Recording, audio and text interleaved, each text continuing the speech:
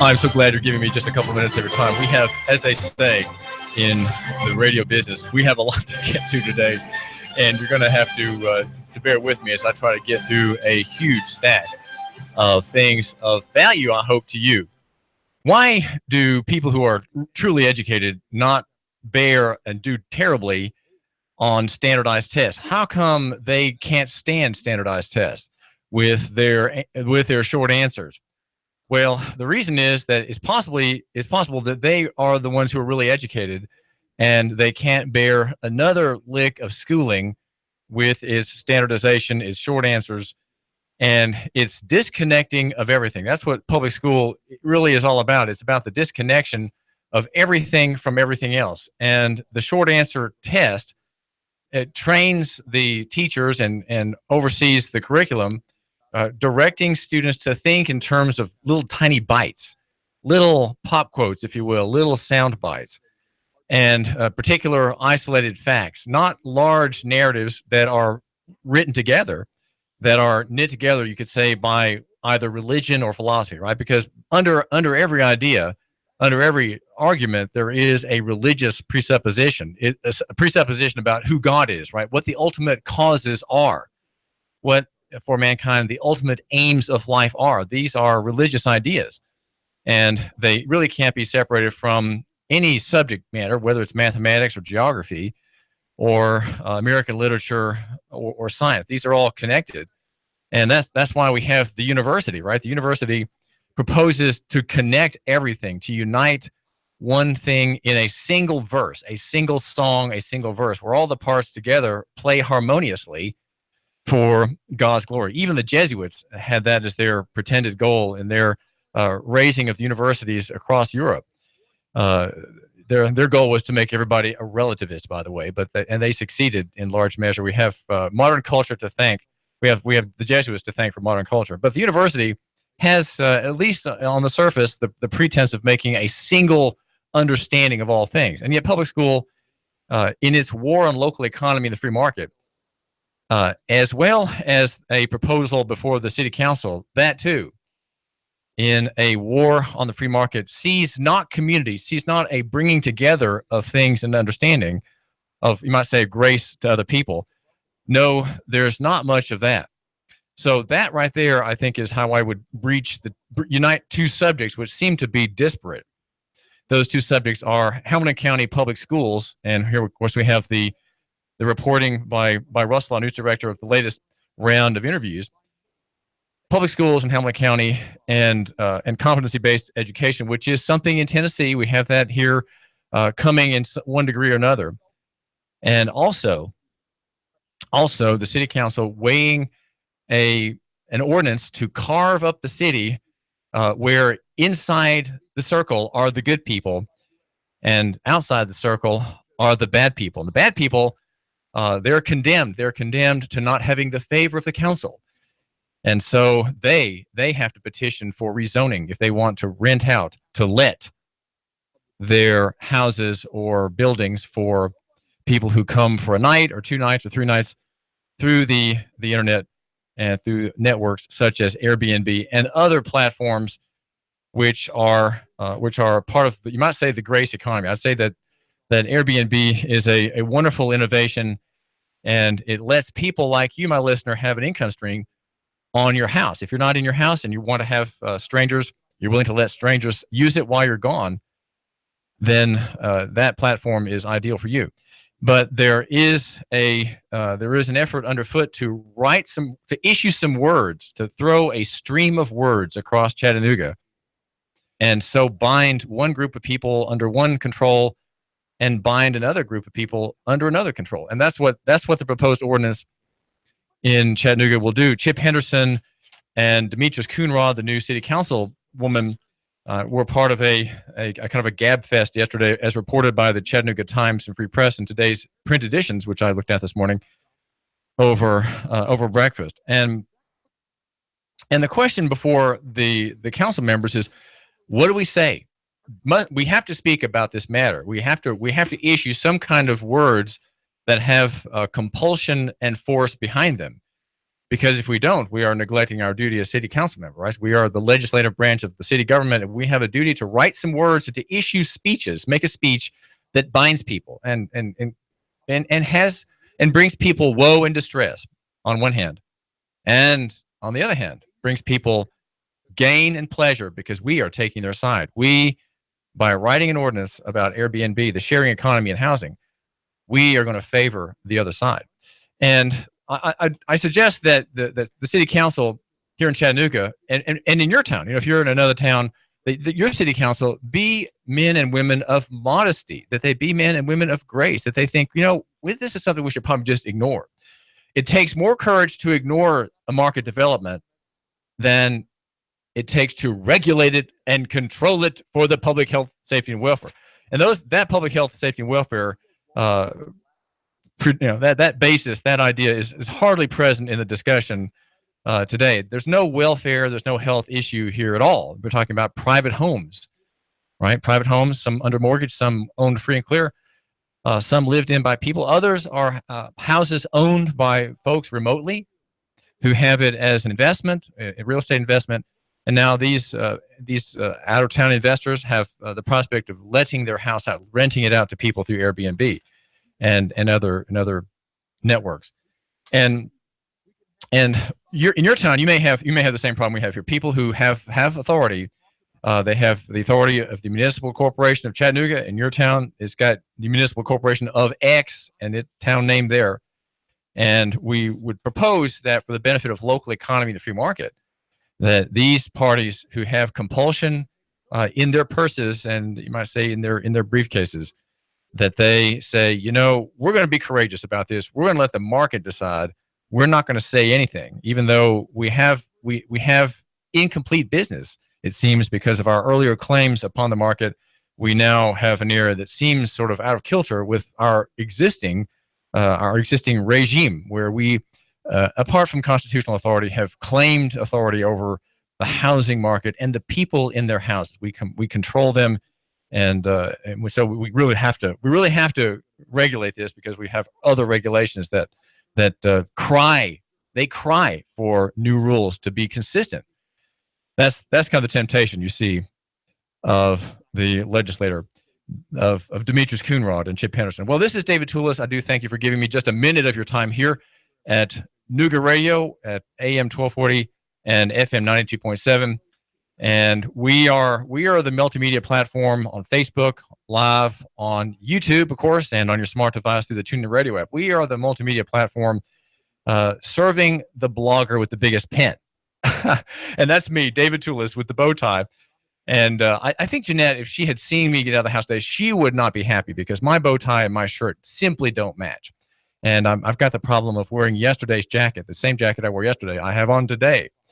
And she wouldn't so much notice about that. But right under my bobbing Adam's apple, she would say, David, shame on you. That doesn't match at all. Print on print? No. And I know better, but I didn't want to turn the light on to find my bow tie. So I just reached for one that I thought was as solid as could be, though it has some white, yellow print marks on the red, blue, or on the red background. So hopefully the sin is not too great. Well, we argue that you should love your neighbor and buy local. And we have just grievous stories ahead, grievous things to look at, how Tennessee government allows the state to kidnap your children. This is something we have breached here in Chattanooga. I don't think it's a matter that's been published in Chattanooga before. Maybe not in your neck of the woods either if you are from a far place, just passing through our lovely city, making that curve there along the bend in Moccasin River, Moccasin Bend, the curve in the river, and you're heading toward Nashville and you're tuning into our program. I do thank you for listening. In your place too, there is this threat, ex parte rulings, which means rulings benefiting one side. They're illegal, and yet they happen all the time. And also, we're going to hear about a coming soccer camp in June, early June. Chattanooga Sports Ministries has a lively and exciting thing for bringing young people in connection with Christian people who have something to give, who have something to give away. The greatest gift that anyone could give to anyone else is a true word about the Creator. Well, we argue that near is better than far, and small than big, and simple. Simple is generally better than complex. though regulators who like to have failure. I mean, regulators like failure. They like losses, all of which bring them to the front more vigorously. We argue that simple is better than complex. And down the footnotes were the good people, the Washingtonians, the Bostonians, the Baltimoreans, the Chicagoans, and all those in their centers of trade and government in Nashville, of course, too. They argue against us and against you. They argue against you. And then they say that personal is not better than corporate. Corporate's better, they say. And they say that abstract is better than physical. And we say, well, probably not. In the reporting by the Times Free Press today, Corlin Kilpatrick of Glenwood is quoted as talking about predatory buyers. And Chip Henderson, the city councilman, says in a bit of terrific news, by the way, just terrific news from his lips, fewer than 10% of Airbnb people are operating legally. I think that's just exciting. That is so wonderful. 10% are legal. Oh, I mean, I thought maybe it was more, but it's only 10%. Also, now there's a quote by the reporter Paul Leach, I think. Cora Lanier, the secretary of Boyce Station Neighborhood Association, he quotes her as saying, "We want them to fit within the culture of our neighborhood." That is to say, the Airbnb people. And so, what you have here is something that is really that shows how the regulatory spirit, the spirit of the Yankee, right, the damn Yankee spirit, infests people, good people. Now they live in a neighborhood and they want to control what the neighbor does. Okay, they want to control what the neighbor does, and they're not content with their own business. They've got to look over across the street and say, "Well, boy, that person. Oh, I don't think I like that person doing that with his private property. He's paid for it. Yes, he's even paid off the mortgage and he keeps it up. But I don't like the fact that he's got other people in his house. I just don't. I look at them. They're people of other colors. They're people of other languages. They have tags from foreign states. I mean, really, do we want that in our neighborhood?" And I heard it sounded like Arabic being spoken by one set of people who were in that house for a few days. I really bothered me that that they were doing that. Well, the fact that we have homeowners wanting to preserve their value, that's always the excuse. We don't want to have rezoning in our neighborhood because for an Airbnb person, because that might reduce our property values. And so we will argue against a rezoning petition to the planning agency, and we'll fight it even at the city court when it comes up there. The city council, even there, we'll fight it. We'll have our 3 minutes of objection. We don't want this to be done.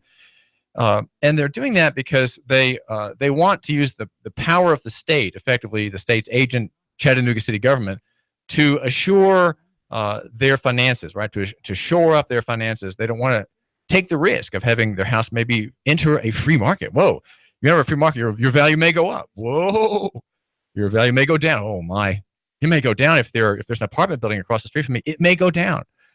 Well, maybe, but why do people live in cities anyway? They live in cities for the excitement and the drama. They live in cities to have connection with people who are different from them. And so fortunes change. So long the person across the street does not impose a tort, a legally enforceable wrong on the neighbor should just sit quietly and just look bemusedly perhaps at his neighbor's doings and wish him the very best. In fact, when he sees him out there raking, he should go over and say, I really think it's very exciting that you're doing Airbnb. I hope it goes well for you. And that neighbor will then tell the story. Why is he involved in Airbnb? Well, I lost my job as an engineer, and I don't know if you know this, but I had to take a job tending store and doing the books of a chain of restaurants overall in Ooltewah. And so I go to Ooltewah, and then I'm doing this job that's paid me half. And he looks kind of haggard as he's telling you this story. And I don't know if you know this, but my wife's mother is deathly ill, and we are making continually trips over to her to see her. She's been on her deathbed for 3 months, and we're continually seeing her. We're paying some of her expenses, and we're just drained. We're just drained.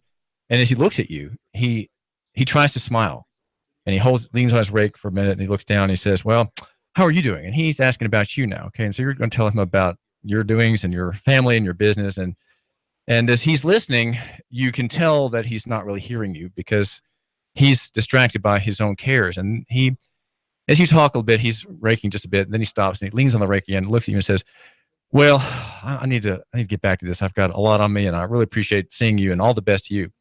And you say farewell and you go back across the street and you just watch him raking. And there is sort of forlorn figure raking leaves, and maybe he'll have time to burn them, but maybe, as he did last year when he had some other problems, probably, remember how he just left those piles of leaves there and he did not tend to them, did not burn them. They just kind of rotted, and there's kind of a gray patch in his yard.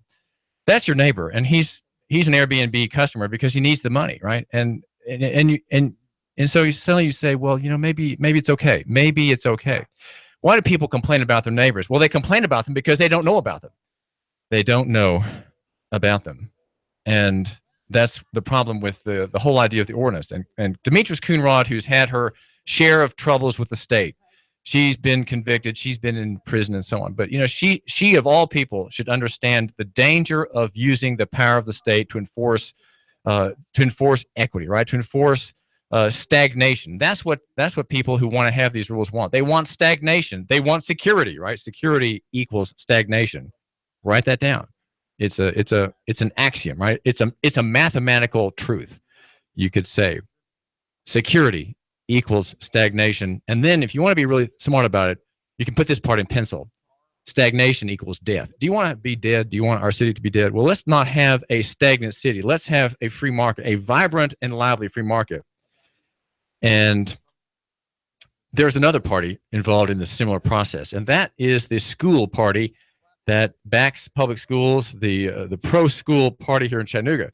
Now, I'm very much pro-education. Believe me, I've been a homeschool educator my whole life, and I'm a writer. David Tulis is my name. I'm always trying to inform and educate people, encourage them. But we have a similar process taking place in the public school sector, and this matter is not quite the same, but it has one group of people controlling the futures of another group of people, and directing these students who are the inmates of the warehouse school, directing these inmates to have a limited future. And what I want to do is, it's one thing to analyze a problem like the public school sector. It's one thing to do that, but I think what we want to do is really suggest solutions. What if your child is an inmate in a public school and you just can't get out?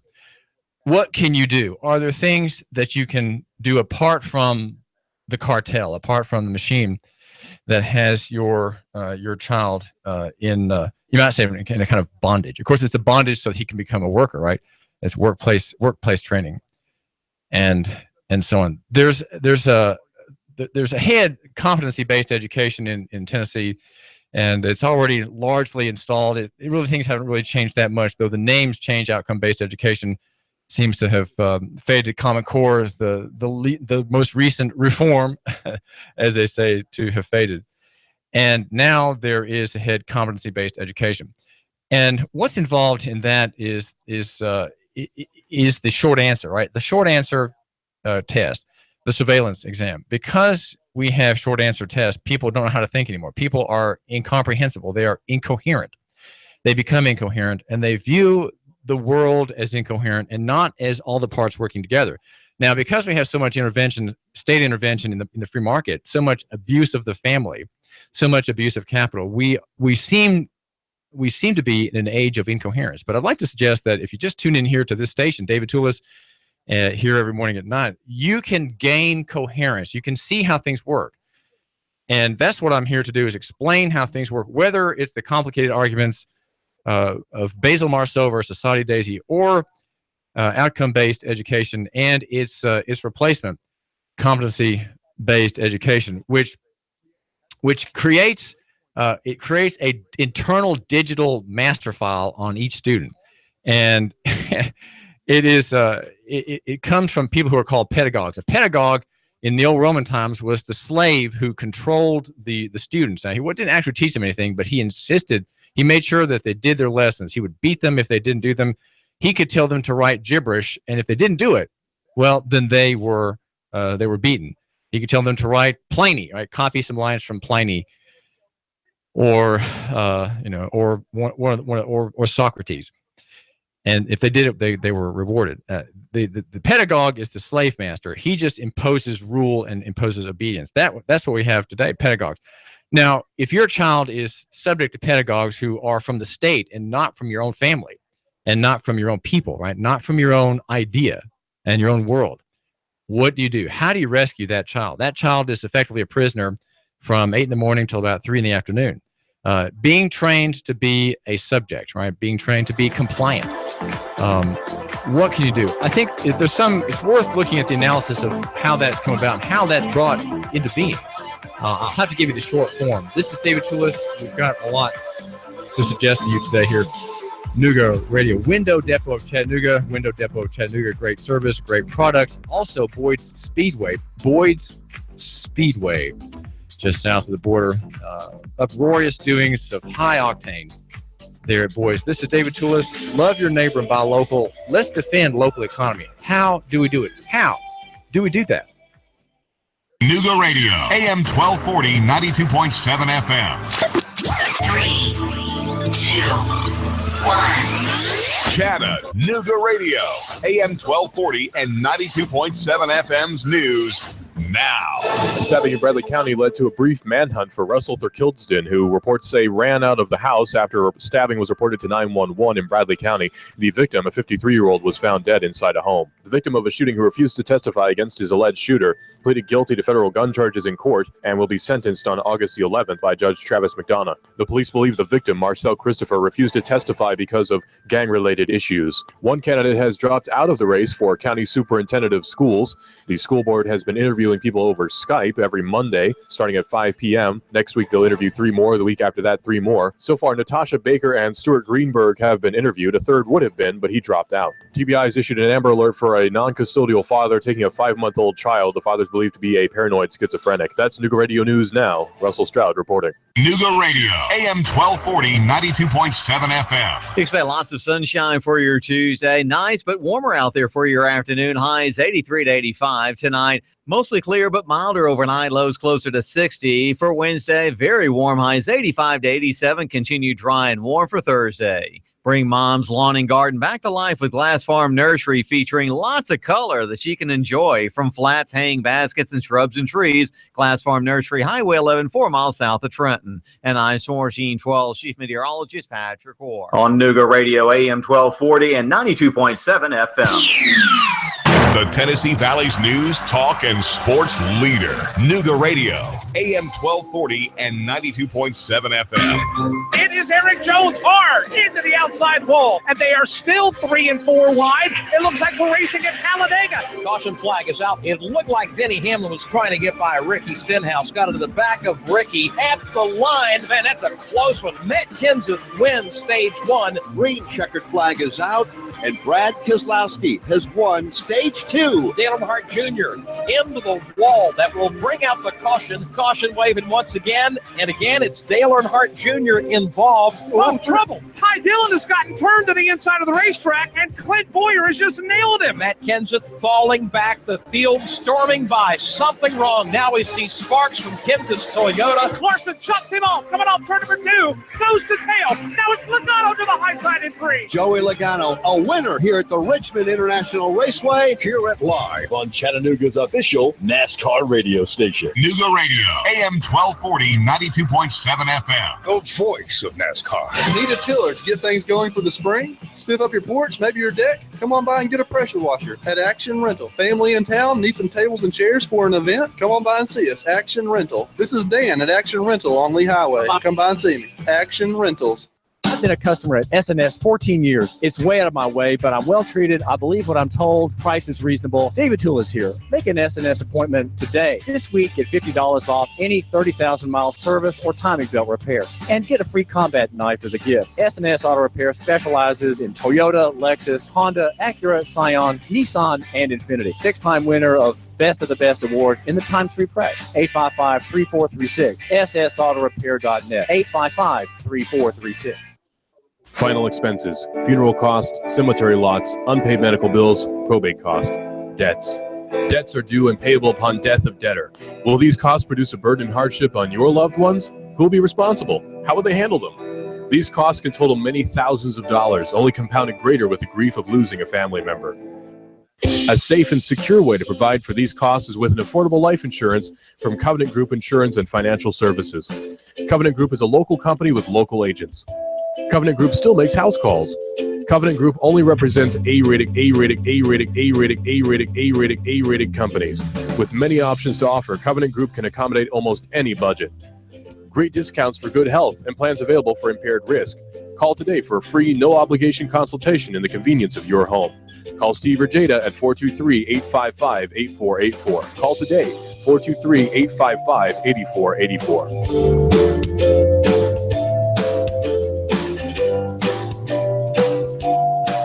I've got a $10 bill for you at the best paint store in Chattanooga. David here. Big savings in exterior stains. Chattanooga Paint and Decorating. More than a paint store. Bring up $100 on your next upgrade. Plunk down just $90. Save on all outdoor stains in stock at Chattanooga Paint and Decorating. Prolix Sickens. Benjamin Moore, Flood, Sanson, Richards. 10% off through May 13th. Jim and his team are here to help and advise and to help you hold on to your money. 5529 Hickson Pike. Chattanooga Paint and Decorating. ChattanoogaPaint.com.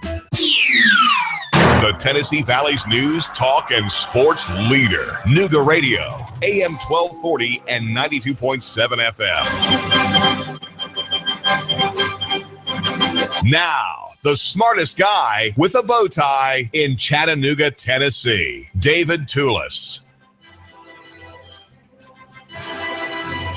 And since you don't wear bow ties, that leaves room for you to be the smartest guy in Chattanooga if you just tune in to our program and have a bit of wisdom and a bit of wit, perhaps, in your nomenclature, in your armory of ideas.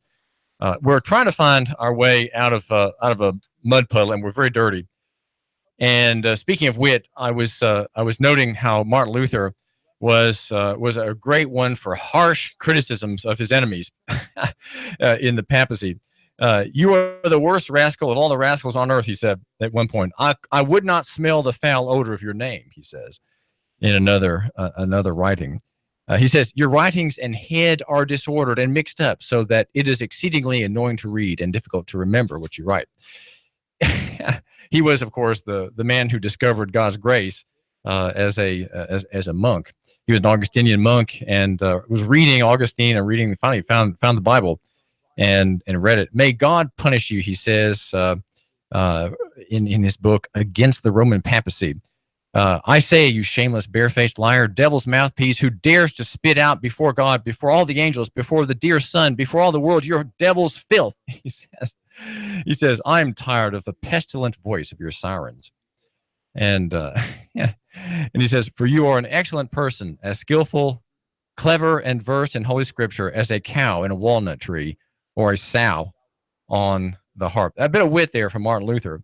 And so there's no harm in calling people names. I don't call people names generally because I want people to understand that my assessment is accurate and impartial, right? It goes right down the middle. As I was trained in the news business, having been an editor at the Chattanooga Times Free Press for 24 years, left there. I had the same job on the same desk for all that time, showing you how lack of imagination I have. And so that's what the news business will do to you. The news business is addictive. It's like a narcotic. Every day there's something new, and even though your functions are always the same, page design and editing, headline writing, and dealing with the editor, dealing with the reporter, and so on, it is kind of addictive. So I'm one for staying put a long time. Now you have to stay put too in your public school, and you really can't get out of it. But I think A, what I need to do is warn you about something, and then B, suggest some local economy answers for a half escape, a partial escape. We're in the mud puddle, as I say. We can't easily get out and be clean in an instant, right? It's not an instant act. You have to take steps. You have to find a towel or some grass to dry yourself off with if you're not near a restroom, and so you have to take time. It takes time to get cleaned up. And to put on your face for that, for a job interview, right? Well, speaking of job interviews, public schools are really all about the job interview, about getting employment. They're not about culture. They're not about encouraging children to find their genius and to take part in the helix sport of life. The helix sport is something that Mr. Branson, the founder of Virgin Records, Virgin Airways, Virgin Space, all these Virgins, took part in when he was a boy. He was about 5 years old, and his mother took him in Great Britain, miles and miles away by car, and said, "Do you think you can find your way home, son?" And he said, "I think so." And so he did. And he said after that, he did find his way home through traffic, trains. He had no money. He was just told, "Find your way home," by hook or crook, right? And he did. And he said after that, nothing was hard. Nothing was hard. That was the helix sport. Now, of course, we would say that that's child abuse. But in that day, when there were reasonable socialism in England, it was overlooked. The helix sport is something that you don't get in school. You're not supposed to find your own genius. You're not supposed to become different. You're not supposed to think for yourself. And the reason you can't think for yourself is the reasons are written in the literature of educational history. John Taylor Gatto, one of my favorites, pointing out that schooling serves the industrial and financial interests of big government and big business. It is not to make your child successful, right? It is intended to make him successful as part of the machine, right? In his place in the pyramid. That is why we have schools, to make people not too different, because we could not have capital with the need to repay all that debt if we had people going out and doing their own thing. We just cannot have that, and so people are put into schools. And the innovation of the hour is competency-based education, and the goal of that program is to plug children into a hole in the economy, right? The hole for your child, it's fit just for him, right? There's a hole there, and if he has a digital badge and he's met the benchmarks, he can actually, almost without even job application, he can just enter into that employment just straightway with this certification. It's called a knowledge map, depending on whom you read. And that badge is incorporated into his personal algorithm. Again, that's part of the database, the data mining that goes on in public schools. Colleges or potential employers use this collection of digital badges to determine if that student's the right choice, right? And if you have that system, which is penetrating back into time and with a deep, long spermatozoa tail-like record, you don't have to have a diploma, right? And so you can get past diplomas, which are losing their luster. Anyway, they've almost lost the luster entirely. But these will eventually replace those and open doors to higher education, to employment in the pyramid. And as the Federalist has written, the problems with such predictive algorithms are many. It is a kind of predestination that your child cannot escape, and it cannot escape because it's not based on one decision. It's based on his whole history, right? His whole history, and the manipulation of his person and his training and his schooling is an inescapable matrix. He cannot get out of his own history. Is part of his data. If he's in the official economy and in the school economy, he cannot get out unless he changes his name and goes underground. Maybe then he could, but not if he's going to be in the official economy as a taxpayer, as a licensee, as a corporate person. Right? If he's a person who's not just a human being, but a corporate person with his effectively under the control of his legal avatar. And this whole system, I point out, is highly risky. I was looking at court papers yesterday in the Basil Marceau case, and I noticed that in court papers, people who have dealings with the state have their SSNs on their court papers. Think about that. Is the Hamilton County court system ready to be sued for damage caused by theft of these numbers? Did you know that? People's numbers are on court filings. Every time you touch a police officer and he asks you that number and you give it, guess what? It becomes a public record. And the system in Hamilton County is not there to protect you. It does not protect you. It will not protect you at all. It will not protect you. So that is the avatar, right? Your SSN is the key identifier for that legal entity, that fictional entity.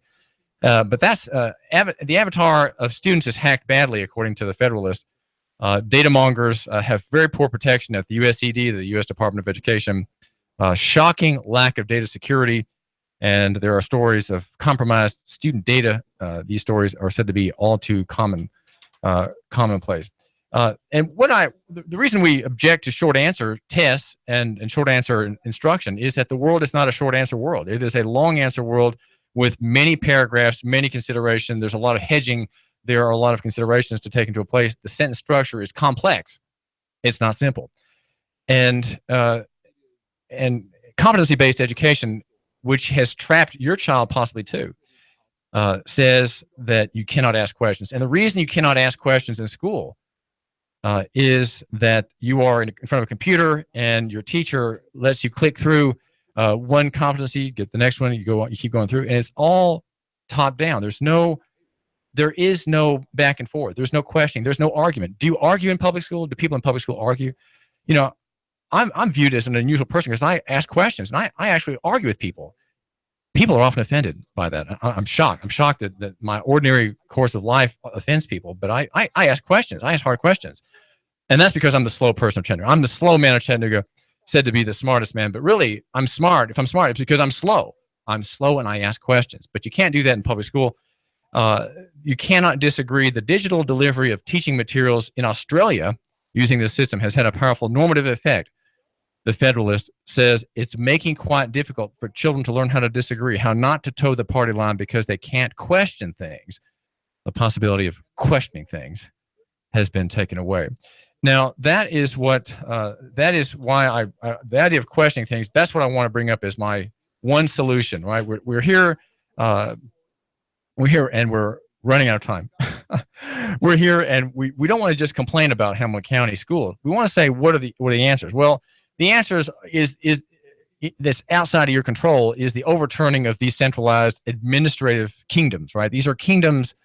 These are works projects. These are public works, you might say, for the teaching class and the administrative class. And it's a jobs program, okay? In which millions and millions of dollars and the largest industry in the county is tied up in serving, right? People make huge livings off of this machinery. It'll stop when people realize a century from now that it's dead. It's been dead 100 years when they finally realize it, and they'll finally say, that's enough. We're not paying these taxes anymore. Finished with the taxes. Let's cut the taxes. But for you, that's a larger solution. That's not a solution to you. To you, the solution would be having your children read books, right? And read books to your children. My wife, Jeanette, is involved in an Ambleside school, a new school here in Chattanooga that uses the ideas of an English writer named Charlotte Mason. She was, for a time, the secretary of the great wit G.K. Chesterton, the great humorist Chesterton, beloved of many, many readers. And her ideas on education are truly, they're philosophy-based, if you will, and they're all about literature. And what happens in an Ambleside class is that there's a lot of reading of real books, not textbooks, but just reading aloud books, and then narration. The child narrates back. And what happens in that curriculum, which my children have all gone through, is that there is stoked the moral imagination. It's called the moral imagination. And Mason also is credited with a word called masterly inactivity, which is something that also is a precious property of children. Masterly inactivity. Look it up. And these are the solution in a way. Now, you may have a child in the public system, but I would like to suggest that OBE and CBE are against rural education. You know, the national economy is war against local economy. Our local betters making war against the family. That's the picture. And so you, my listener, have to find ways to get around it, right? You can't stop the main thrust of their action and your submission to it, right? You've submitted and you're stuck for now, for this year, maybe. But you don't have to be inactive. There should be, in your case, masterly activity. And that would be, I would say, in the direction of reading. I would say cut out digital equipment. And have your children spend time outdoors, right? These are the kinds of things that are important. Imagining yourself in a noble book. There are many, many books. Jeanette is I love her for being a reader. She is a bibliophile. She loves books. Our house is full of books, and she's read many of them. And amazingly enough, biographies are important. Have your son or daughter read biographies of great people. Even Teddy Roosevelt, though he was an imperialist and a warmonger, he was a great man. Nonetheless, read George Grant's biography of him. There are other authors whom your young person should read, and these I can't mention them now, but there is a way of connecting with the real world. And the other one is unsupervised escape. Let your children go. Let them go out. Don't worry about where they're going. If they're late for dinner, don't worry about it. Right? Just assume the best. Let them go on their bikes. Let them go and let them be gone. Just let them go, okay? Let them have adventures. They may run into a cop who wants to arrest them. Well, then now they've learned the government, right? That's a government class right there. The cop brings the kid home, his handlebar sticking out of the back of the cop's trunk. And the officer, very, very concerned. Ma'am, I found your child riding his bike on the side of the road. Well, okay, right? This is an important lesson. You can't learn. You're not going to learn a lesson like that in school. Well, of course, in school you're under constant supervision. The surveillance eye of the officer is there, and so on. But I think we can learn. Have your children interact with real people. It's funny. Even the homeschool community is badly affected by this sort of insulation of young people. The extension, the artificial extension of childhood. Childhood is over at age 14. At age 14, a young man can make love to a girl and get her pregnant, and he can become a father. He can marry her at age 14 or even 13. And yet, as Gatto explains in his marvelous treatises on educational history in our country, because of the needs of the system, because of the need to keep young people under control, and to give the machinery time to mold them, adulthood was stretched out from 14 to 19. Okay, that's finally they couldn't make it last any longer. And so at age 18 or 19, they have to let you go. They can't do anymore. They've done their best to mold you and your children, or mold your children. And so they could not reasonably extend childhood any longer. But your children need to have real interaction. And I mentioned the homeschool community because I have asked for an intern in homeschooling, and homeschool families are just as weak as the rest of us, right? They're just as weak as the rest of us. Some young kid who wants to learn writing and journalism, wants to learn how to look at court papers, who wants to learn how courts work, who wants to go with me to particular places to investigate something, to ask bad questions, right? Where are these people? And I can't find people to become an apprentice, right? Apprenticeships is how you learn. Your son, I do have a boy in mind for my apprentice, by the way. The boy at church always helps me with cleaning the tables and sweeping and mopping the dining room floor. He always helps me. And his name is Robert Henderson. I think he's about 13. So I want him as my intern and apprentice because he's willing to help. And that's what every profession is. Every calling, every profession is willing to help someone with something that you know. That's the calling. That's the profession. But I've advertised for intern. I've advertised for apprentice among homeschool families. There are hundreds of them in Chattanooga. And not a single one has said, David, you have an amazing skill. I think I would like my son to learn how to do that. How can he learn? How can he be near you? What can he do to be with you? As you have your interviews, as you talk about sales with your salespeople, as you go out to the court, you go out to meet somebody. Can my son go along with you? I have not had a single mom ask that question. Not a single mom has called me and said, David, I want my son to do what you're doing. I really like what you're doing. I'm impressed by what you're doing. Let my son come with you. Let him be at your elbow. I could make use of someone like that. Once he knew my procedures, I could come into the studio. He would be setting up my Facebook on my phone. He would be setting up my computer. He'd be opening up the pages I have open on my computer. He'd be getting out my yellow note here. I have in front of me always my tip sheet, right? I'm showing it here to our viewer on YouTube and on Facebook that has my little sayings, right? Love your neighbor, buy local. All that's written down here. And I also have written down my radio station name in case I forget, AM 1240. And FM 92.7. The intern, the apprentice, would learn that I need to have that in front of me, so in case I forget where I am. And he can remind me that the advertisers we need to promote are Boyd Speedway and Window Depot Chattanooga. And when the sales manager says, tell David we're changing the people we're promoting, he'll redo this. He'll print this out, another one with the new names on there. That's what he would do for me. And in the end, he would become indispensable to my operation as newsman, writer, and host of this show. And where you are my listener. And I want you to know, my listener, I'm glad that you are you. I'm glad that you can give me just a couple minutes here every day, and that we can avoid the mistakes of the past. We can avoid the Target mistake, right? Target catering to the queers still has, according to WorldNet Daily, still has the powerful rainbow-themed online merchandise and the powerful Pride paraphernalia in its stores. T-shirts, swim trunks, flip-flops, headphones, iPhone cases, and all the rest. Target's not going to learn from its serious moral and marketing blunders, but I learned from my blunders, and your son can learn along with me. And why do we not have young people to throng operations like ours? Why at UTC has not a single person in the communications department called me and said, David, Can I help you? What can I do to help you, David? You got a lot on you. What can I do to ease the burden? You see, those are the kinds of people that we want to create. We want to train people, unlike our schools, to think about other people, not to think about themselves, not to be constantly angry. A school kid is constantly angry. He's distrustful. He's dishonest. He's suspicious. He's hateful. He's greedy. He's jealous. These are things that schools inspire because they are not the real world, and they make people angry and they make people hateful. It's not the real world. There's no vertical relationship with anybody in the real world, right? Only people around you are people your own age, and they're all slaves like you. But what I offer and my ideas offer are personal connection. That's your solution to your son or daughter being in the machine, is get him away from artifice, get him away from people who are like him, get him to meet people who are different. What about helping the old widow across the street? What about adopting the woman with the 3 young children 2 houses down and looking out, cleaning her gutters? Her gutters haven't been cleaned in 2 years. And her ex-husband's late on his payments. What about your son or your daughter helping her with her children, just for free?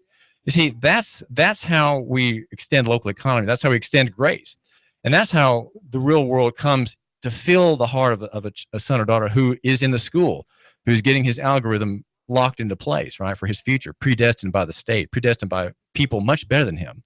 And can we fight? Can we fight it entirely? No. And I think God's grace and service to others, thinking about other people, that is how we undo the lock that the machine has on the minds and even the hearts of people who are students. We can get away from these machines by defying them, ignoring them. Play hooky, right? Just play hooky. Just skip class. You know, if you skip class as a student, you're probably smarter than everybody else. I was a student who obediently went to every class. I read every book. I loved school. But you know, if you're smart, if you really are smart, you will drop out. You will drop out. You'll play hooky. You'll defy the system. The smart people are not there.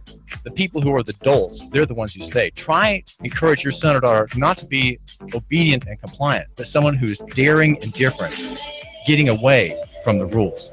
This is David Tulis.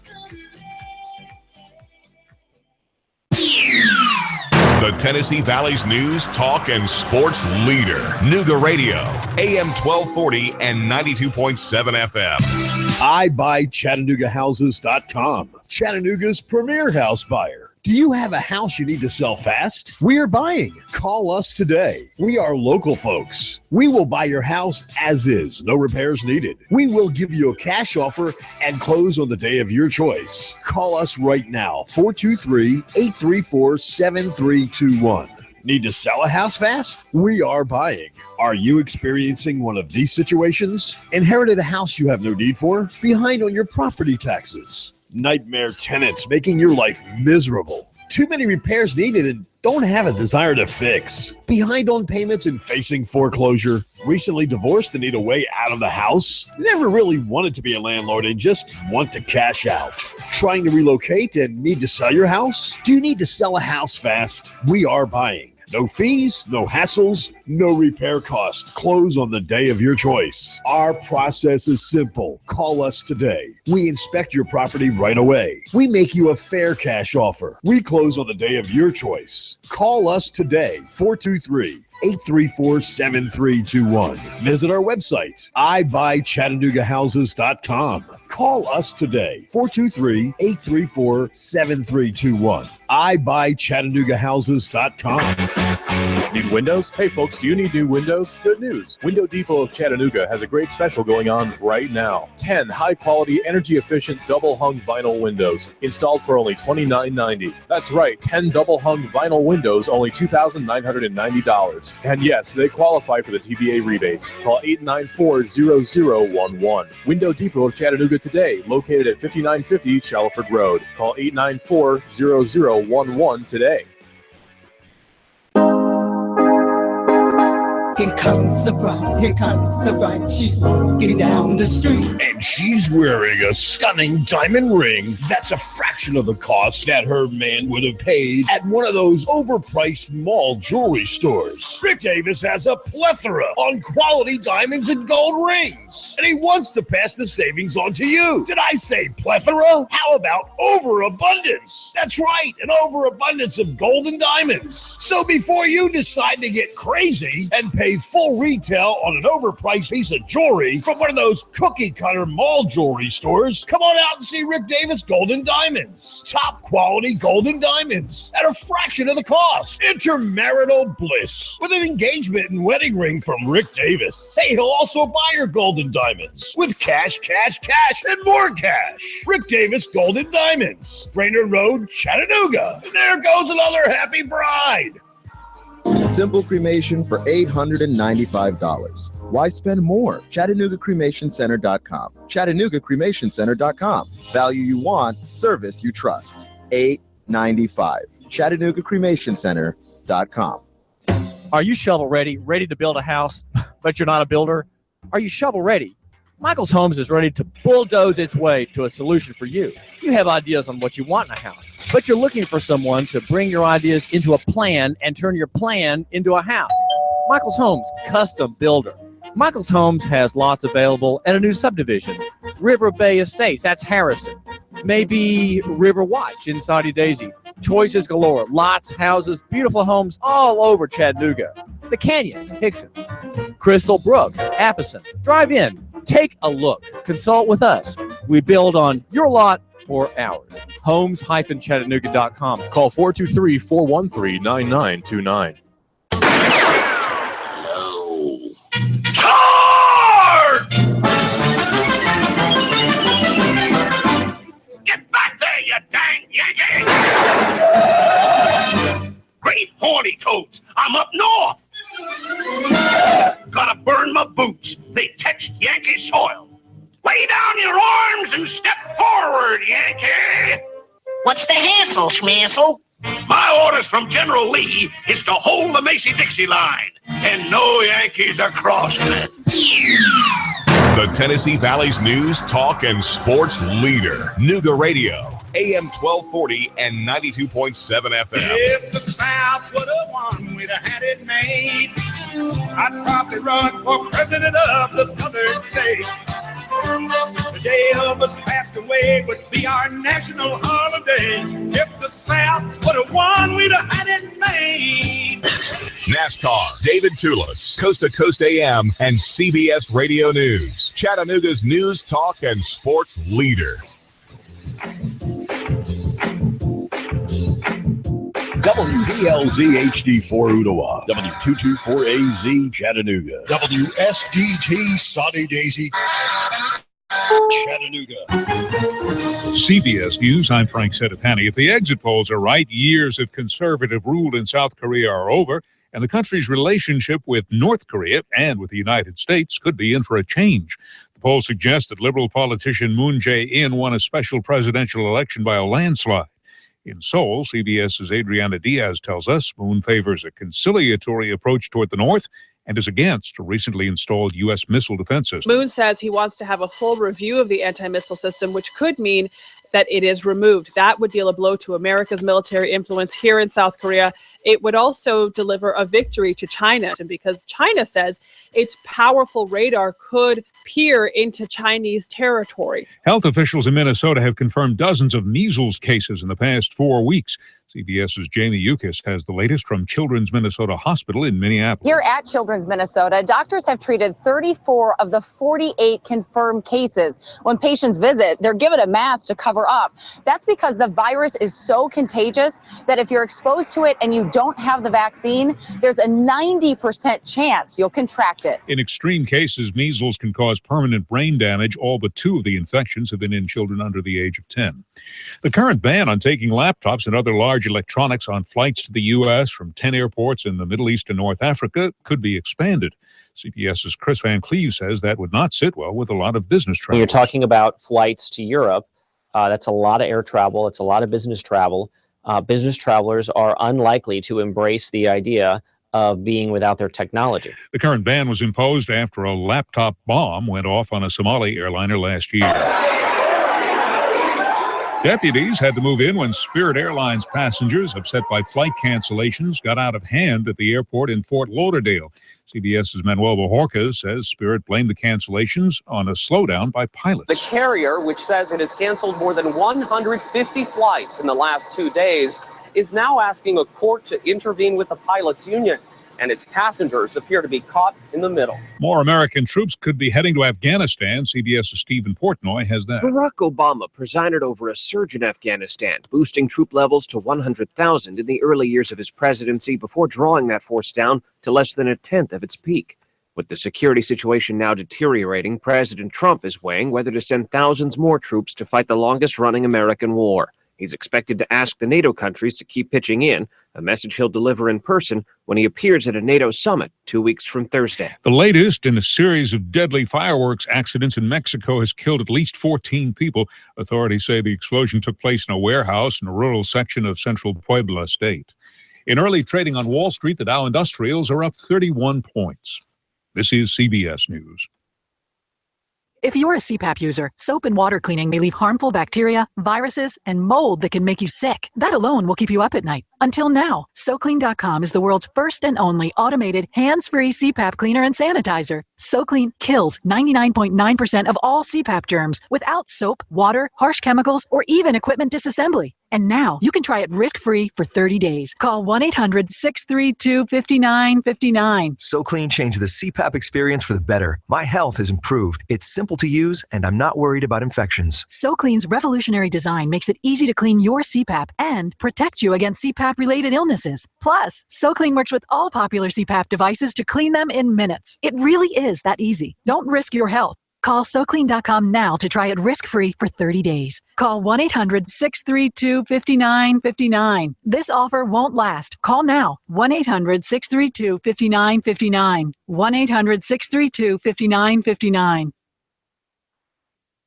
A sign that's gone up in North Charleston, South Carolina, is raising eyebrows. CBS's Jim Krasula has the story. A Blue Lives Matter billboard has appeared just down the street from where white former South Carolina police officer Michael Slager shot and killed unarmed black motorist Walter Scott 2 years ago. The billboard supporting police went up less than a week after Slager pleaded guilty in the shooting that was captured on cell phone video. The billboard was paid for by a man who held a cardboard sign with the same message outside of Slager's court hearings. Jim Krasula, CBS News. Scientists say a species belonging to the human family tree was around longer than previously believed. They say the species lived between 236,000 and 335,000 years ago, indicating it was around at the same time as the first humans in Africa. Remnants of Homo naledi were first discovered in a South African cave 2 years ago. Frank Sedapani, CBS News.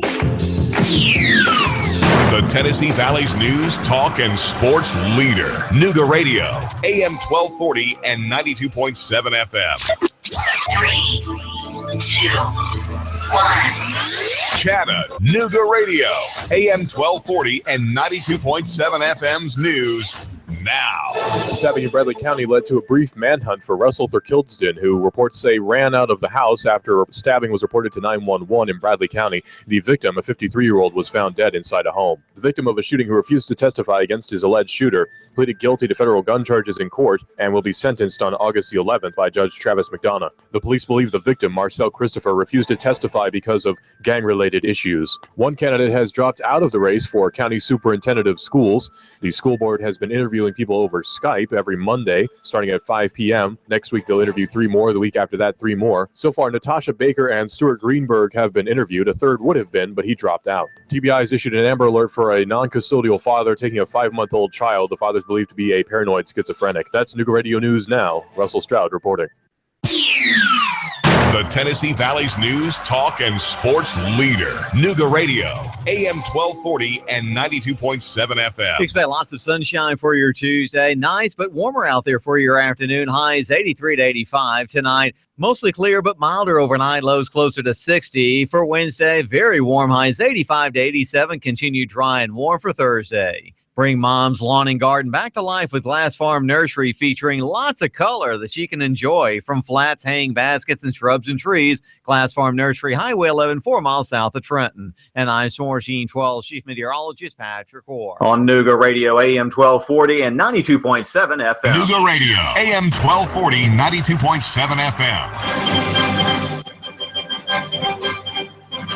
Now, the smartest guy with a bow tie in Chattanooga, Tennessee, David Tulis. Leaving hope for you, my listener, with the regular time. Okay, there's hope for everybody. You just have to tune in to the David Tulis Show here at AM 1240 Hot News Talk Radio, Nooga Radio, and FM 92.7. On television tomorrow in Nashville at Fox 17, a story is going to be aired about another child kidnapping case by the state. The state is the villain. The state is the villain. The state that has 8,000 children in its control, children removed from their moms and dads. Probably 90% of them, according to the Brentwood, Tennessee attorney Connie Reguli, 90% of them on the basis of hearings where only one side of a conflict is present. That's called an ex parte hearing, and generally ex parte communications are unethical and not allowed. And yet, in this system where the standards have gotten very slack and very much against the family, these hearings are run where children are, as a result of the ruling from the judge's bench, children are kidnapped by state workers from their parents and sometimes kept in state custody through the foster care system for months, even years. There's a story out of Sumner County, Tennessee, which is just now wrapping up. And one of the points to learn about it, to see the evil of the modern corporate state, the modern administrative state, touching on this point of ex parte hearings, is out of Sumner County.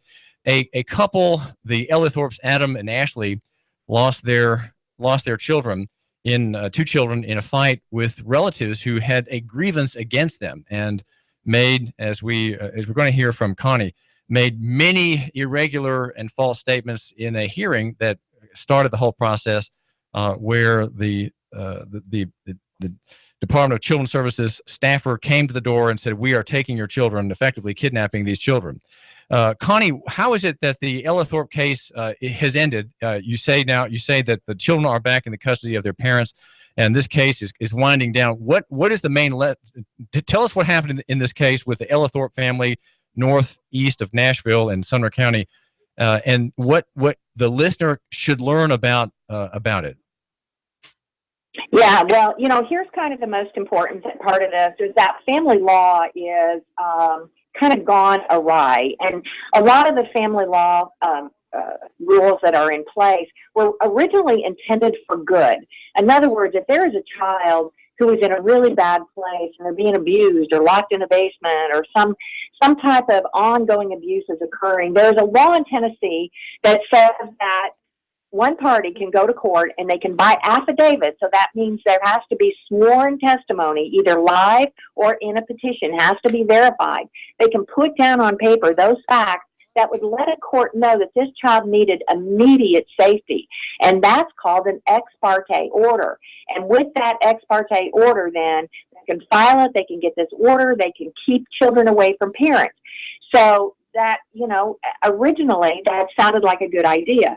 Well, unfortunately, what that has morphed into is that people can do these petitions of just lies, just full of lies. And that's what happened in the Ellithorpe case, is their relatives told the parents they were taking the kids to the zoo, and the next morning they had these petitions saying they were homeless, they were drug abusers, they had no job, they didn't have a phone, they didn't know where they were, they couldn't get a hold of them.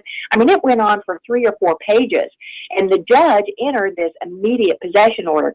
Well, here's another part of the law. The law says that if that happens to you, you are entitled to a hearing within 72 hours.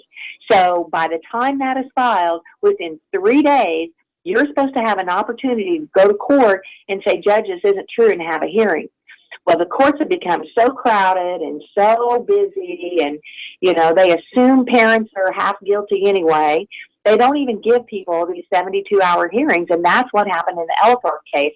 Now, this started in 2011, and I've got to say it was way before I got involved in it. And because, most of the time when I get involved early in a case, I can really try to help to get it on track. But they were not given a hearing. It took another year to get a hearing and get an order. That first order out of Sumner County, not one single finding of abuse against the parents. And so the judge says you need to reunite these, and we're talking children who are, babies, 2 and 3 years old. You need to start reuniting these parents with their children. Well, within 6 months, these same relatives had started this whole other court case against them with a whole new list of allegations against them, and it started again, and they cut them off from their kids again. So that takes you up to 2012. The first time I met this family, it was 2013. They'd been dealing with it for 2 years. They saw no way out of it. And the very first words out of their mouth when they came to see me was, "Do you think we will ever see our kids again?"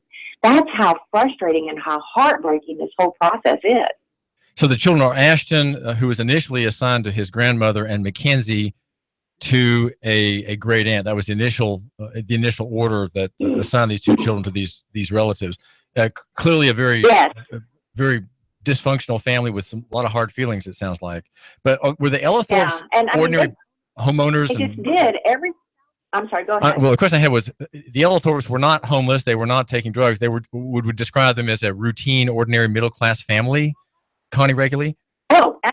Oh, absolutely. I mean, the father has a great job. I mean, for his age, and at the time he was in his late 20s. He was very successful in the car business, and he had a job. Now, in the meantime, in the interim, they had another baby, and of course, mom was raising that baby, but they didn't use drugs. These relatives had told the pediatricians that mom was bipolar and using drugs. None of it was true. The court had found that none of it was true. So by the time that they came to me, they started a whole new series of allegations. They kept dragging us through court. It took another year, and I had to get a special judge appointed because the entire judicial staff of the Davidson County Juvenile Court recused themselves because they had entered ex parte orders. So these relatives had gone from Sumner County to Robertson County to Davidson County. They ended up in 3 counties trying to keep these parents from their kids. So finally, in 2014, it took 12 days of trial. 12 days. I mean, there are murder trials that don't last 12 days. It took 12 days of trial before we could finally get an order, again, saying that there is no findings of abuse or neglect by these parents. Well, you just have to wonder about one side of this family willing to fight that long and that hard to get these children into their control and out of their parents' hands. And we're talking here about. Go ahead, Connie.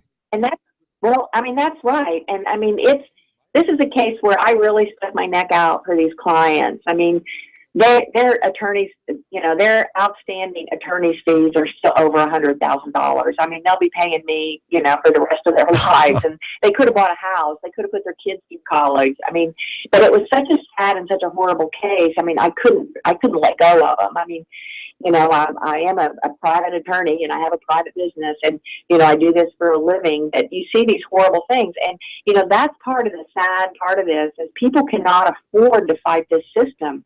And so what happens in an ex parte process, somebody sort of gets a head up, let's say. They get ahead of the pack in the court race. And so now they have an advantage. And once they have your kids, time is on their side. And that's exactly what happened in this case. So you've got very young children, 2, 3 years old. They're in the hands of people who've taken them by ex parte orders, and then they drag it out. That's exactly the same thing I find in DCS cases all the time. DCS is taking kids by ex parte process as well, and then they drag it out. And, and then they get, a year or two down the road and they go, oh, well, these children need stability. So the foster parents are a better placement for the children than trying to restore the family and try to get the family back on their feet. And those foster parents may be on the other side of the state, Connie Reguli. Oh, absolutely. And not only that, I mean, the whole foster care system is another part of this. It's just heart-wrenching because that's an industry. Foster care is an industry. And, so many times I see them taking children basically because of poverty. Let's say a family is temporarily homeless, but, people are out of a job and they're staying in a hotel. I don't mean homeless like under the bridge. I mean homeless like in maybe a week-to-week hotel. They take the children, let's say, and I've seen it happen. I'm not going to use any names in this case because it's not disclosed. They have 3 or 4 children living in a hotel. DCS comes and takes their kids and says they're homeless. They put those 3 or 4 children in a foster home. They pay the foster parents let's say $4,000 a month is average. And now they take the parents to court and say, you're unfit because you don't have the money to raise your children. The foster parents adopt the children. They continue to get $3,000 to $4,000 a month and free medical care. And the state gets a bonus check for adopting those children out to foster parents. All my listener can do, Connie Reguli of the Law Care Family Center in Brentwood, is shake his head. We can just shake our heads at this industry. And that comes because there's a subsidy, if there's free money, for the ostensibly good activity of securing children, making children safe. And yet that's not what's happening. Children taken from their parents, their biological parents, is a grievous injury, not just to their souls, but also, if the children are very, very young, to their biology, because there's something of a biological connection between a child and his mother, especially if he's a nursing baby. If he's taken from his mother and put into the hands of strangers, there's an important thing lost that according to one study I heard discussed, makes it harder for that child to grow up with a sense of empathy. And I've also read one other tidbit, Connie Reguli. I've read that every serial killer is from an adopted or foster home. No serial killer has ever been raised by his own parents. Wow. Yeah, that's I believe John it. Taylor Gatto. Yeah, it's devastating. And the whole thing about babies being removed, from mothers in the hospital, that's happening too. And let me tell you why. As the listener sits there and as you say, shaking their head, let me explain something else that's part of this.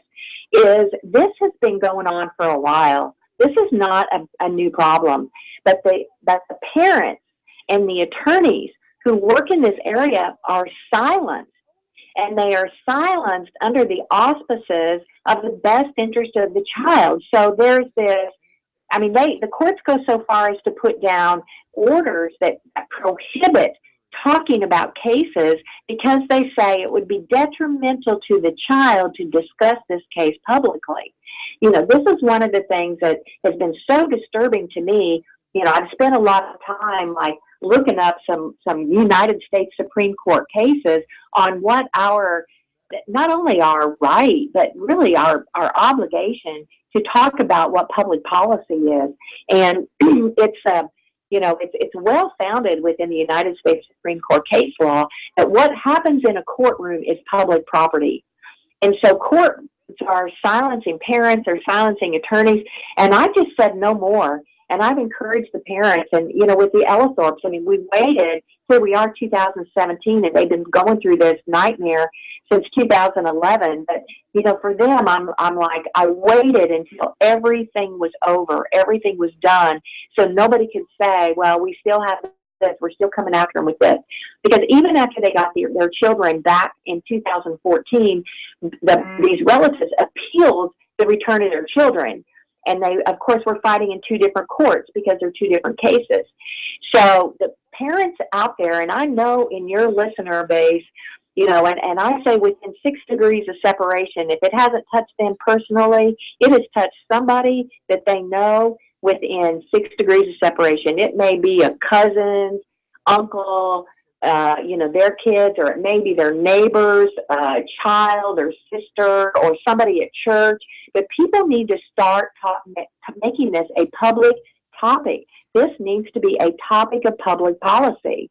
It all started, it's been going on for 50 years, and it's gotten worse and worse. And just like our country created an industry out of the military complex, out of the prison system, out of the drug war, they have created an industry out of trafficking children, rehoming children, social engineering. They are destroying the constitutional rights of children to their heredity. This is David Tulis, and we're here at AM 1240 and FM 92.7. We're talking with Connie Reguli. She's an attorney who practices all around in Tennessee and handles cases throughout the state. She runs Family Law Care Family Center in Brentwood, and we're talking about the case out of Sumner County involving Adam and Ashley Ellithorpe. And she says that she's just now able to talk about it because there's a threat of exposing lawyers. There's a kind of a free speech issue that these cases ignite, and a case is just beginning. Connie, you're telling us that there's a writer at Fox 17 in Nashville, Dennis Fair. That station is going to expose another case of a child kidnapping by the state. What does my listener need to know regarding Department of Children's Services workers, either at the door, or what's some general and yet maybe particular advice that would make him wiser and savvier dealing with bureaucrats seeking to claim his children? Yeah, and that is really frightening. I mean, if your listeners want to see some real live events, I mean, people now with cell phones are recording what's going on.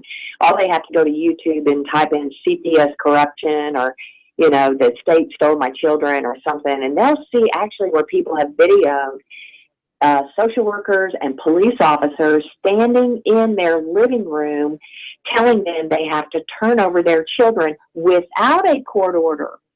I mean, that is so bad, David. It has gotten so extreme that they can walk in, and as a matter of fact, there was one I just watched recently out in New York where this guy's sitting in his living room, the CPS workers there are 9 police officers in his home, and the police officers are telling this father that the CPS worker, the Child Protective Services worker, can take his child without a court order or warrant.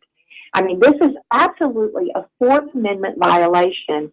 They need to know that there are Fourth Amendment protections, and they have to stand up against it, and they've got to be vocal. I mean, you see people turning over their kids scared to death because here's what happens.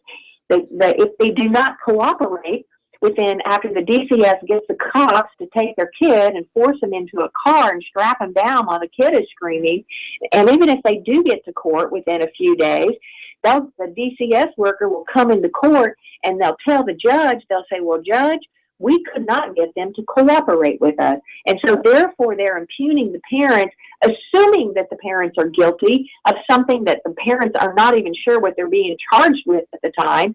And then the judge gets an attitude against the parents because they've not cooperated with the state. I mean, it's horrendous. I mean, it's like it's a Nazi kind of government. It's so scary. It has gotten that far, and it's happening every single day. In Tennessee, there's 8,000 children in foster care. Every state, you can go online, you can check the numbers at kidscount.org.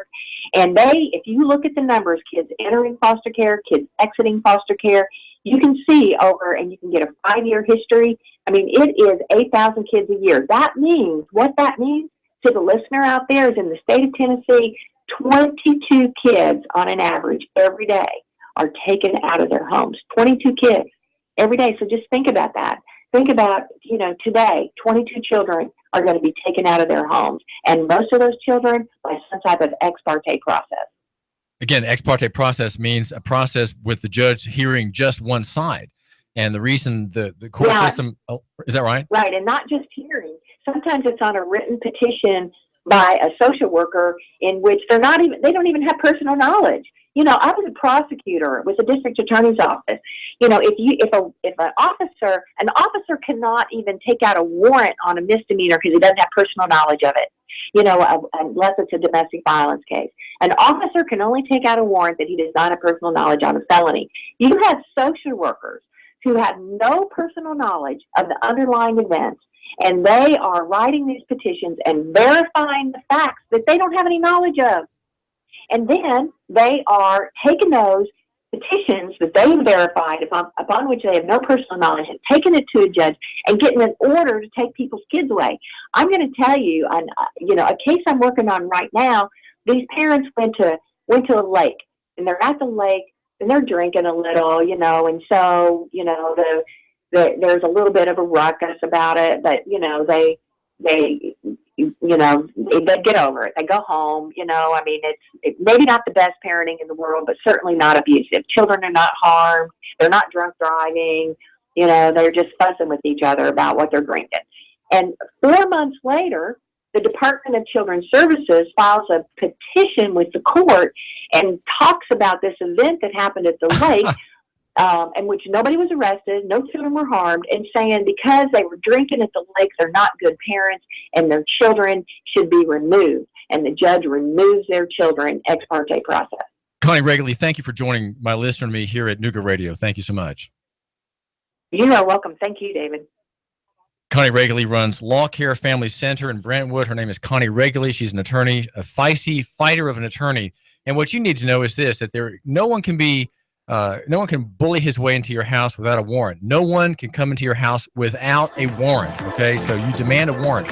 Know about this. This is civics lesson 101. You're not going to get that in school. Your children are not going to learn that in school. But you, my listener, talk to your wife about it, okay? Talk to your sweetheart about protecting the castle, right? The family property, the home.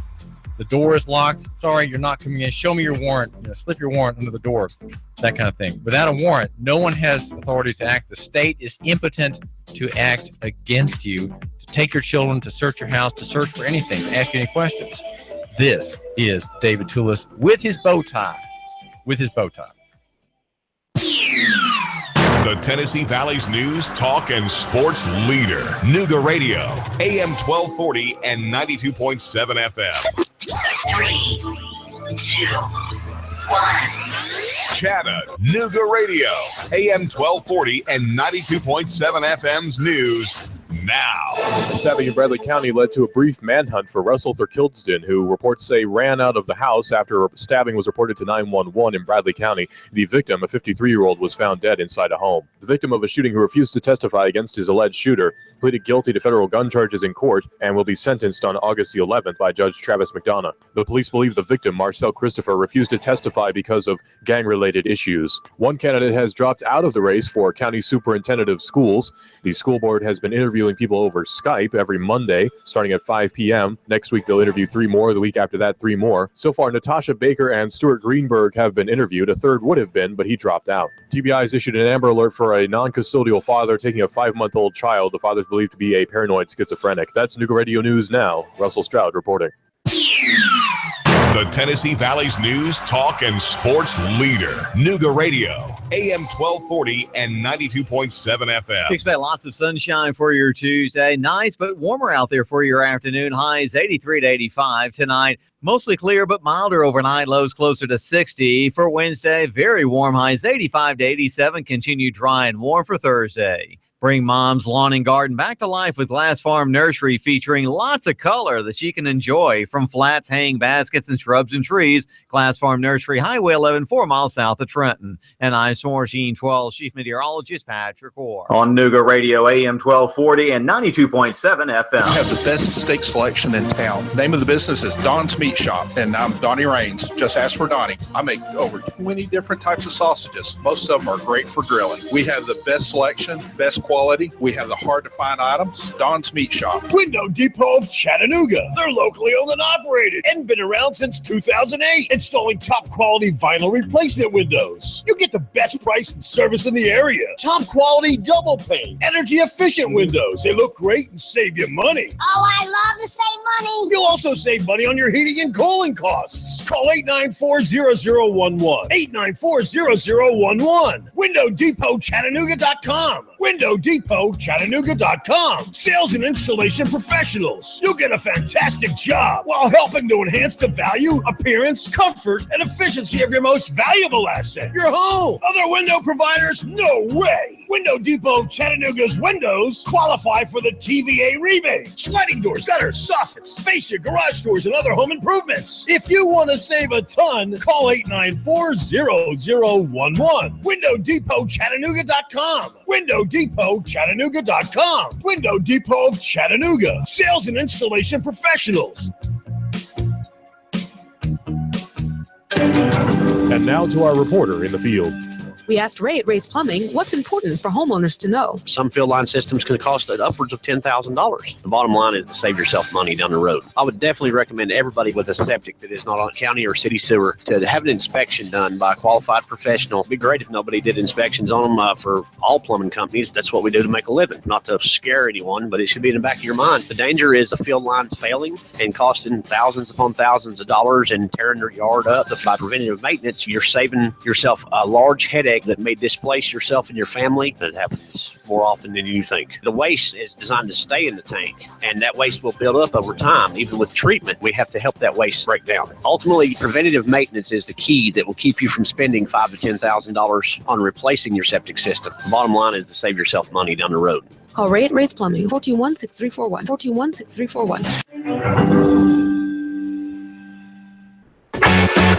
Need windows? Hey folks, do you need new windows? Good news. Window Depot of Chattanooga has a great special going on right now. 10 high-quality, energy-efficient double-hung vinyl windows installed for only $29.90. That's right, 10 double-hung vinyl windows, only $2,990. And yes, they qualify for the TVA rebates. Call 894-0011. Window Depot of Chattanooga today, located at 5950 Shalford Road. Call 894-0011 today.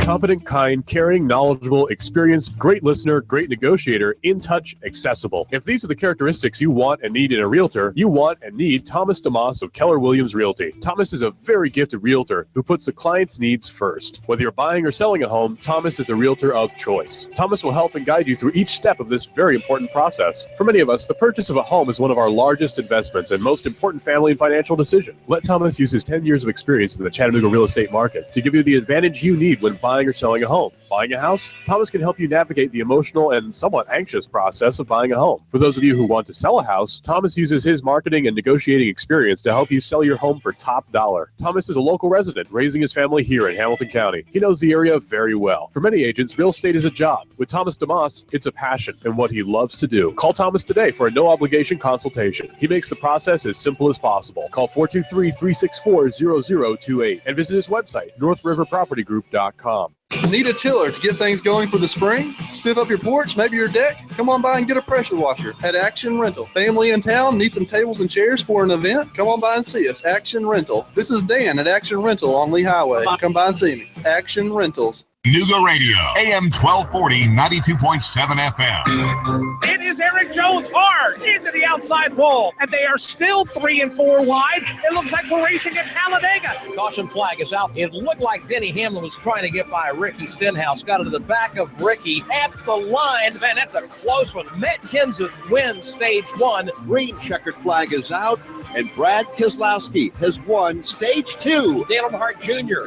into the wall. That will bring out the caution. Caution waving once again. And again, it's Dale Earnhardt Jr. involved. Oh, trouble. Ty Dillon has gotten turned to the inside of the racetrack, and Clint Boyer has just nailed him. Matt Kenseth falling back. The field storming by. Something wrong. Now we see sparks from Kenseth's Toyota. Larson chucks him off. Coming off turn number 2. Nose to tail. Now it's Logano to the high side in 3. Joey Logano, a winner here at the Richmond International Raceway. Here at Live on Chattanooga's official NASCAR radio station. Nooga Radio, AM 1240, 92.7 FM. The voice of NASCAR. Now, the smartest guy with a bow tie in Chattanooga, Tennessee, David Tulis.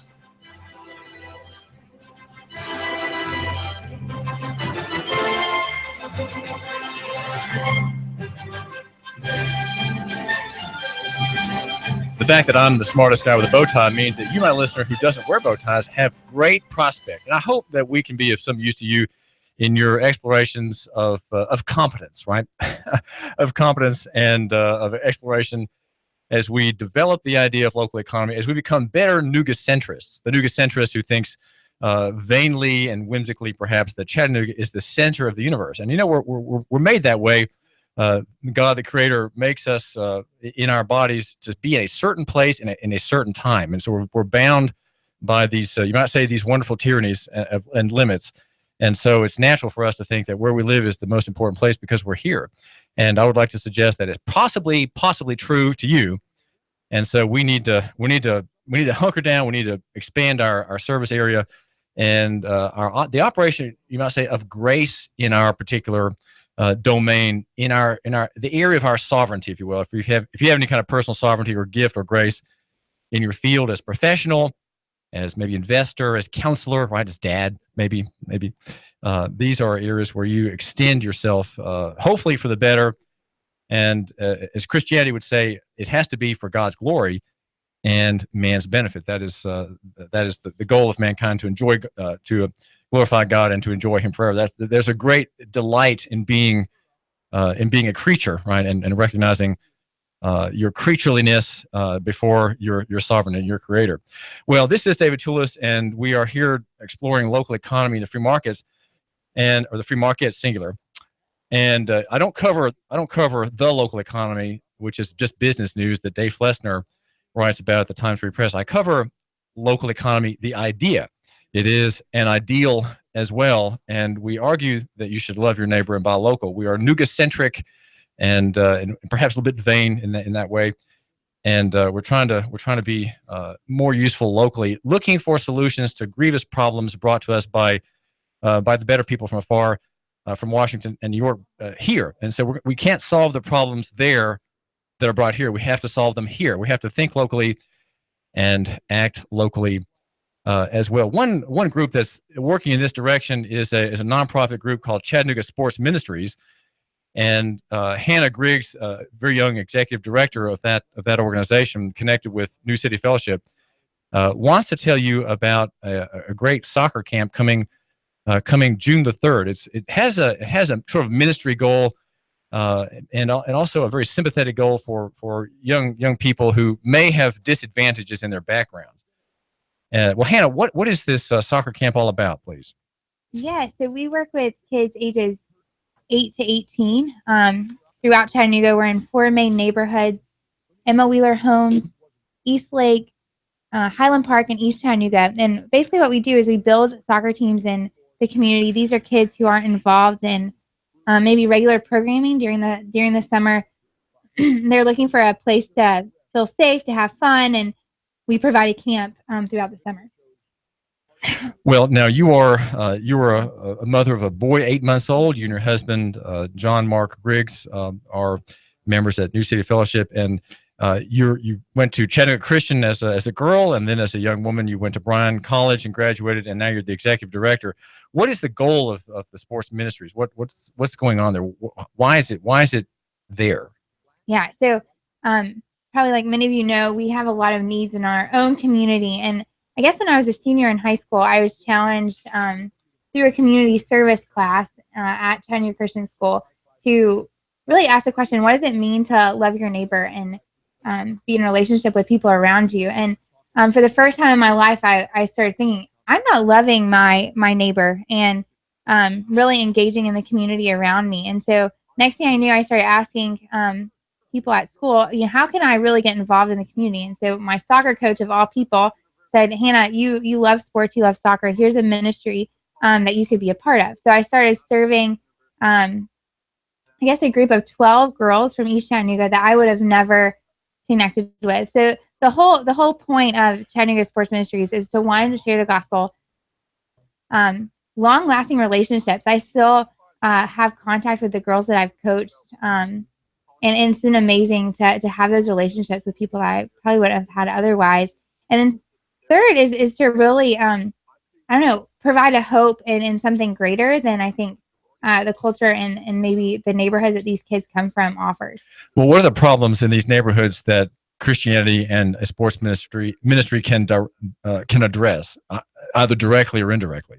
Yeah, there's a couple of things that are pretty key. A lot of our kids just don't have a hope or a vision for something greater. They feel like they're going to be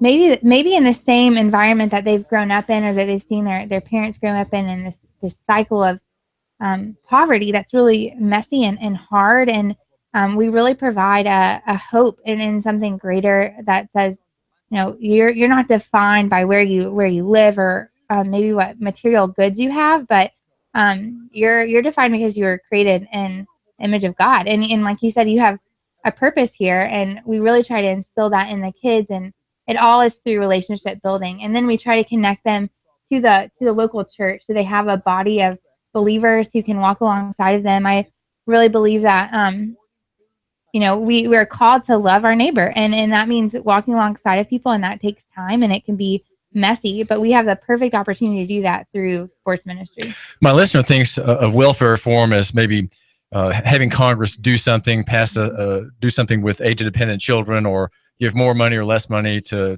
one organization or one agency or another. And yet that's not really welfare reform. If we're concerned about welfare, you're suggesting that Christianity would say, well, let's start with the welfare of one person, right? It has to start someone not your blood, not in your family, but the welfare of some stranger maybe, or some person person disadvantaged by either fault of character or difficulty of circumstances or poverty, you look to help someone directly and personally, and that in a way is maybe more useful for Chattanooga than having the right opinion, conservative or liberal, on welfare and public welfare and welfare reform, etc. Right. It's amazing kind of what comes out of actually building a relationship with your neighbor. And you see and your eyes are opened up to maybe things that the welfare system and different programs that I think we do have in place may not hit very well. And so it's been interesting to walk alongside the kids, and the kids are a gateway into the families, and to actually build relationships with them and share love. And we have so much more in common than I think people, give credit for. And so it's been really neat to walk alongside that the last several years. Is asking questions important in this relationship building, Connie, Hannah Griggs? Yes. Asking all kinds of questions, even I think just spending time and getting to know each other on a deeper level than just, hey, you live here in Chattanooga and I live here. It's much more than that. And I get to see that firsthand day to day, and I'm really, really thankful. And it's just about building trust with people. If you think about a close friend or someone that you know really well, it's because you've spent time together. And I think we lack spending time because our culture really pushes, we have to do things quickly. And when you actually spend time with people and get to know where they come from and their story, you learn so much more about them and about their circumstances. So that's an answer, you might say, to those folks you might listen to who have big ideas for big changes, and those changes they think are in Washington. Those changes may be in Nashville. Governor Haslam is giving approval of another annual budget of state spending. Welfare really is personal, and for it to be long lasting, we're hearing from Hannah Griggs of Chattanooga Sports Ministry. Maybe it should be intimate. It should be relational, and that is how Christianity really does work. It's always about a personal connection, which brings about a personal reform, which brings about a family reform, which brings about reform in a neighborhood, and where people suddenly are not suddenly, but slowly, I should say, slowly reoriented toward a more gracious way of living. Yesterday, just by the way, I was at Circuit Court, Judge Neil Thomas's court, and I arrived promptly and met there Sam Elliott, the attorney for Saudi Daisy, and his rival Basil Marceau. The question before the court is it civil or is it criminal? The city attorney for Saudi Daisy says, well, this is a criminal matter that doesn't belong in this court, and he gave me later in the afternoon by email his motion to dismiss for lack of subject matter jurisdiction. So Basil Marceau has been in court for years, making as a criminal defendant, and he's been making for some time now the argument that we have discussed here at the David Tulis Show about whether or not these lower courts, that is to say sessions and city courts, have authority to handle criminal matters. And the end of his argument would be that every criminal charge has to be brought about by arrest, booking, jailing, and then by posting bond and indictment. There cannot be, in his understanding of the statute, there cannot be the use of these lower courts to cite people to them and then have everybody go through the plea bargaining process. That plea bargaining process, by the way, is one that we would say is particularly deleterious, that is to say damaging, right? Damaging to blacks and people who are poor, because they have no means of affording an attorney. And what they do generally is just to plea bargain to make the problem go away in the easiest fashion possible. But the result is a blight on their records, and that damages their prospects for applying for a college, applying for a loan, applying for jobs, and many other things. And so we have people with long records for minor offenses, traffic offenses, not making bond, not making court appearance, arrests and charges, some held in debtor's prison in Hamilton County as elsewhere. And so these lower courts allow the system of law enforcement to function. If law enforcement did not have lower courts, Basil Marceau is saying, you would have an end to law enforcement. Law enforcement, as we know it now, which is largely commercial, would be ended, and no one would be charged unless they were arrested and booked. Of course, that would be untenable. Some police would refuse to do it, and there would be an outcry across the state if there were a finding that these lower courts could not handle criminal matters. So what I've done is I've gone through the filings in the circuit court from Sonny Daisy, Sam Elliott from the Gearheiser law firm, and a multi-page tangle of arguments from Basil Marceau. Semi-literate, it seems, Basil Marceau is, and a real trial to read what he has to say. Very confusing. His material full of false letters and codes and whatnot. It's hard to get through, but he's making a case, and he's been making it pretty persistently for some time. And this is David Tulis, and I take legal arguments seriously. I don't take political arguments very seriously and don't pay a lot of attention to them. But if it's legal in nature, I will read it because I can read the law, right? I can read court opinions as to how the law affects particular facts and make a determination for myself and for your benefit here at Nooga Radio as to what these arguments are. So Basil Marceau, the crank, the buffoon, the legal gadfly here in Hamilton County, having a hearing delayed. Now, the hearing was delayed in that court because of a child abuse case that went on, and between two cases that would have preceded Marceau's case, he asked the judge to continue this for a week. So the hearing on this issue, which he says will take him 4 hours to argue, it will take him 4 hours to argue, is being delayed till next Monday, and I'll be there in God's providence to report that to you, my listener, and determine what possible merit there is to these arguments that seem to be easily dismissed by Judge Greenholz in the criminal court and other material from the attorney for Saudi Daisy. So that is something pending, and just wanted to bring you up to date. We have here in the studio Hannah Griggs from Chattanooga Sports Ministry. Hannah, give my listener just a quick update now about the soccer camp that is scheduled for June the 3rd. How does my listener find out more about it, and what's going to happen on the days of this event? Yeah, so you can find out more about our program at chat with 2 T's, sportsministries.org. And basically our camp gives kids in Chattanooga a chance to have a safe environment to play and to be a kid. And we work with kids ages 8 to 18, boys and girls from several neighborhoods in our community. And we practice twice a week with them. We go on field trips on Fridays and play games on Saturdays at Highland Park Commons, the turf soccer fields in Highland Park. And such a cool place for them to play. They feel like it's their home field.